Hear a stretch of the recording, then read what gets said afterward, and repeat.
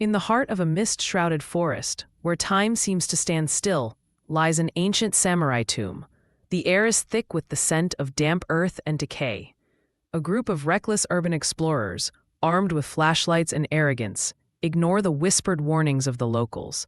One of them, a young man named Taro, carves his name into the weathered stone, defiling the sacred ground.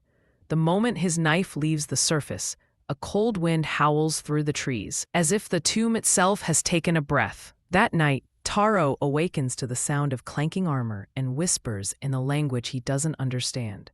Shadows stretch unnaturally across his room, forming the silhouette of a samurai. The next morning, his body is found in his bed, his chest slashed open in a perfect, clean cut. A wound that mirrors the killing stroke of a katana. No weapon is found, and the police are baffled. The locals nod knowingly, murmuring about the curse of the tomb. The remaining explorers, shaken by Taro's death, seek out a local historian. In a dusty, lantern-lit room filled with ancient scrolls, the old man reveals the tomb's dark past. It belongs to a samurai betrayed by his lord, who swore vengeance with his dying breath. "Disturb his rest," the historian warns, his voice trembling, "and his spirit will claim you." The group exchanges uneasy glances, but one among them, Kenji, scoffs at the superstition. Kenji, the skeptic, returns to the tomb that night, determined to prove the curse is a myth.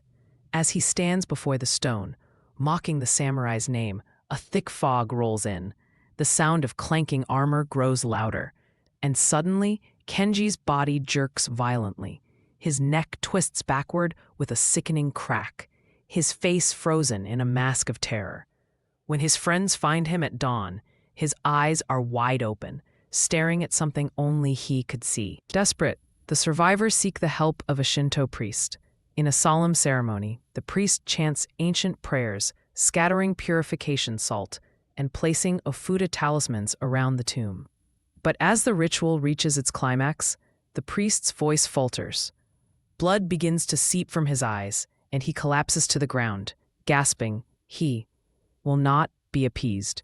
The survivors realize too late that the curse is far stronger than they imagined. The spirit of the samurai now walks freely. The survivors see flashes of him in the mist, a translucent figure in tattered armor, his glowing red eyes burning with hatred. One by one, they are hunted down. Their deaths are gruesome, each mirroring the samurai's own violent end.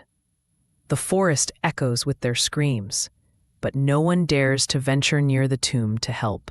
In a final act of desperation, the last survivor, Aiko, discovers a diary hidden beneath the tomb.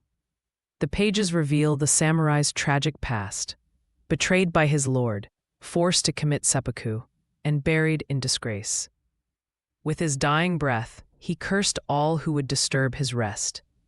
Aiko's hands tremble as she realizes the curse cannot be broken, only survived, if at all. The samurai's ghost appears before Aiko, his katana raised. She falls to her knees, offering the stolen relic, a family heirloom sword that once belonged to him. "I return what was taken," she whispers. The tomb begins to crumble, and the samurai's howl fills the air.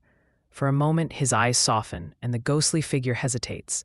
Then, with a final deafening roar, he vanishes into the mist. Aiko survives, but the curse leaves its mark. As she stumbles away from the tomb, she catches her reflection in a puddle and gasps. For a fleeting moment, the samurai's face stares back at her. A whisper echoes in her mind, "You will return."